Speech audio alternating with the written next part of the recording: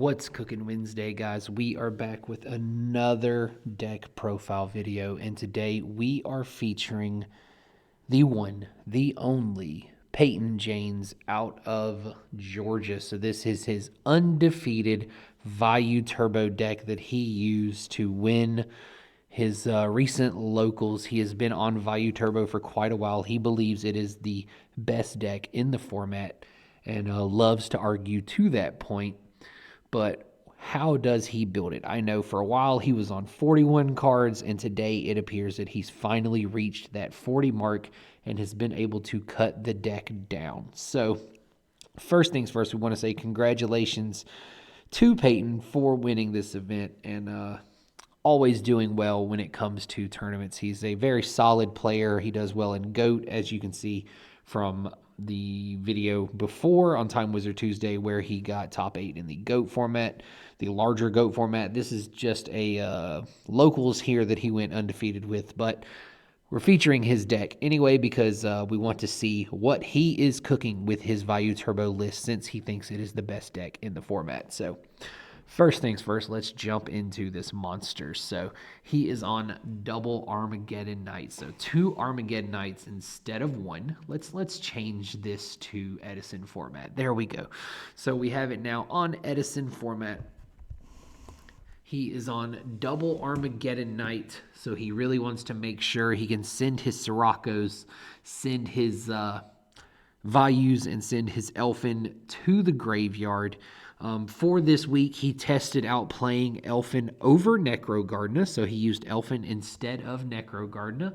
And for those that are not aware, Elfin allows you to use Vayu with the Elfin to immediately go into Armor Master, so it gives you a bigger monster. And Elfin also has an ability of his own that it doesn't come up often, but it can come up. So if you control a Blackwing monster, you can normal summon this card without tributing. Okay, fair enough. He's a 2200 that you can normal summon if you have Vayu or Sirocco or Gale.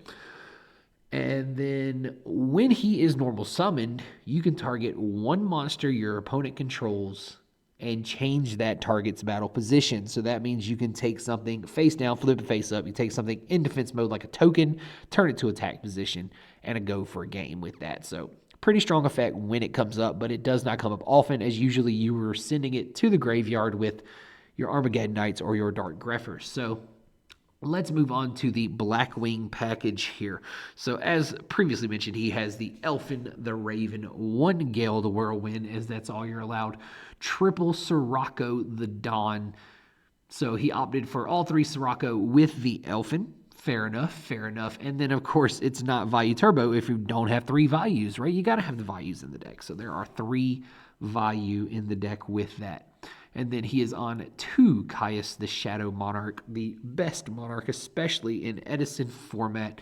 Very, very good card trooper, part of the turbo, right? You want to mill the cards from your deck, get the Vayu and stuff in the graveyard as quickly as possible.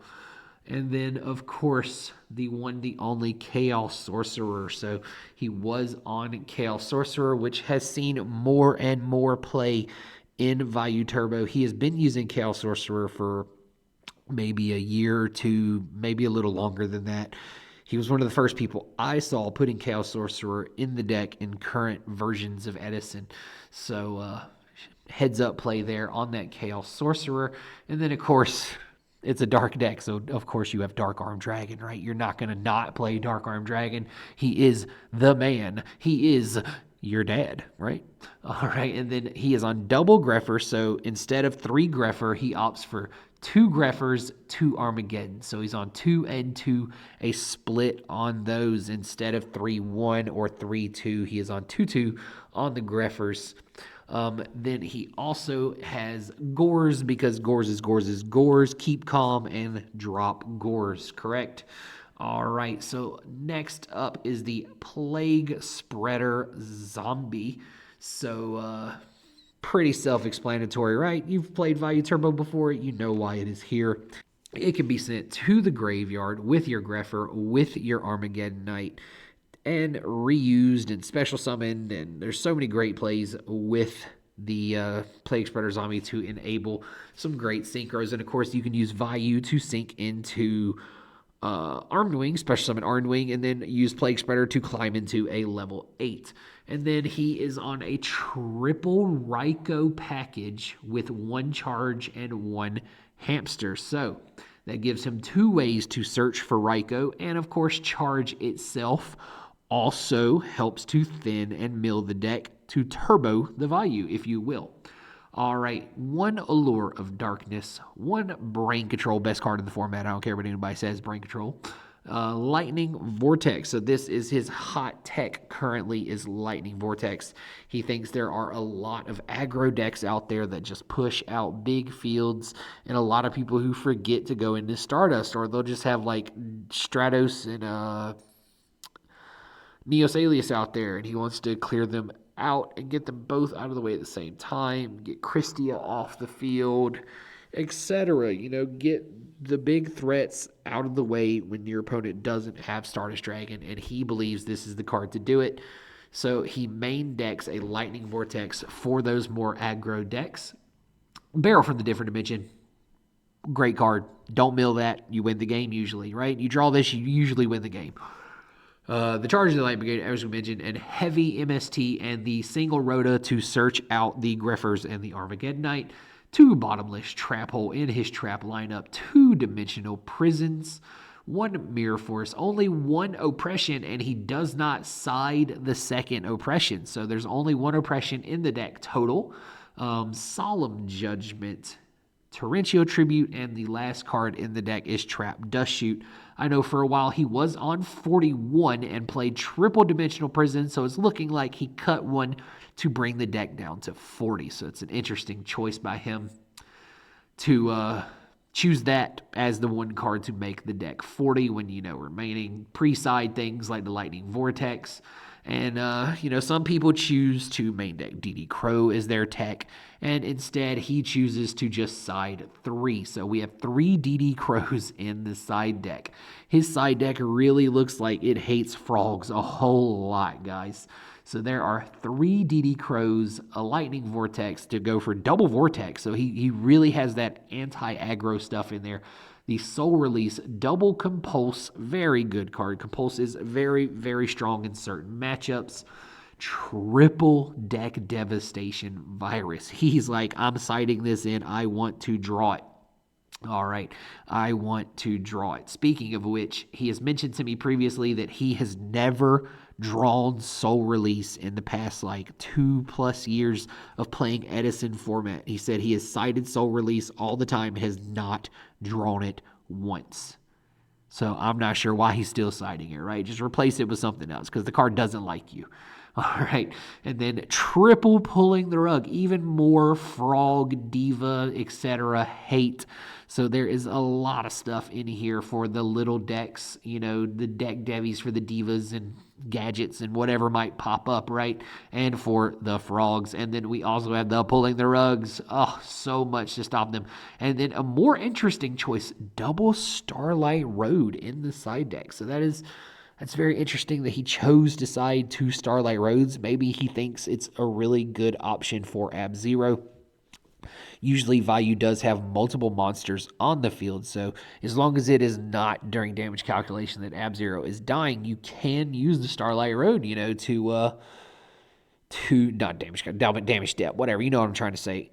As long as it's not at that point, you can technically block it with Starlight Road. So maybe that's why he chose to side Starlight Road for this. I'm not entirely sure. We can ask his opinion on that in the future if he gets another undefeated streak and win. All right, and then for the extra deck, we have Armory Arm, which you can use Plague Spreader and Rai-Oh to make Armory Arm to go into a 4. I don't know how often this has come up for him, but I've seen him make it once or twice. But in this tournament, I doubt he used it. His only level 5, so he does not play Magical Android. He is on Ally of Justice Catastor. So essentially, he is on Armory Arm or the second Stardust Dragon, probably, over Magical Android. So he will not be gaining any life points unless you upstart Goblin him. And then we have Bryonic, Goyo, and the Black Rose Dragon are one ofs because it's Edison format, right? Edison format. Edison format. You gotta have the Rai-Oh, the Goyo, and the Black Rose Dragon in your extra deck, and there they are. And for his Blackwing package, he decided to go with double Armed Wing, double Armor Master, and one Silver Wind, the Ascendant. Pretty standard stuff there. And then Colossal Dark End, and again, the double Stardust Dragon for the double Starlight Road in the side deck, and then Thought Ruler Archfiend. So I would be interested to find out about these Starlight Roads. See, I was just sent in this deck list. And he gave me the deck. He told me what he played against. So we'll talk about, things that he beat. And, it's interesting to see that the double Starlight, double Stardust. So when he could be playing a Magical Android or something over it, whatever, we'll find that out. So in the tournament, he played against Gemini, Gemini Turbo, I think is what they call it now, right? When you're Ultimate Offering and summoning all the guys. He played against Diva Hero Beat and Jinzo. And the only matchup specifically he told me about the Jinzo was that he was glad he played the Elfin over the Necro Gardener, because in that matchup, Elfin gave him the Silver Wind and was able to smash over Jinzo or smash into... I think maybe the Machine of Fortress. It was some play that he used that allowed him to make Armor Master quicker and not have to level climb and then crash into a big monster. So he was very happy that Elfin was there instead of the Necro Gardener. So instead of just blocking a single attack, he was able to out the monster completely. Like I said, he went undefeated in this tournament. I know the Jinzo deck that he beat was also his deck. So he had loaned out his Jinzo OTK deck to someone else for the event. I believe Jinzo got second place. I think that was Jinzo's only loss, which makes sense, right? He beat his own deck, right? So congratulations to Peyton for going undefeated at the Stone Mountain, Georgia locals. Shout outs to Cam and all the guys over there doing their thing. I want to say, the store is it's still Augie's, yeah. So shout outs to all those guys doing that, making content. They have their own YouTube and stuff. But today we're focusing on Peyton and his undefeated run. Like I said, he's gone undefeated quite a few times. He's also gone undefeated with Macro at this locals. But we did not feature that deck because he did that before I had this channel. So thumbs up if you want to see his Macro deck. I know it is saved. I know I have it somewhere. So if you want to see his undefeated Macro deck, comment below. I will give you that Macro list next week for What's Cooking Wednesday. Thanks for watching, everybody. Tune in tomorrow for Thanos Thursday. Remember to like, follow, subscribe. See you next time, everybody.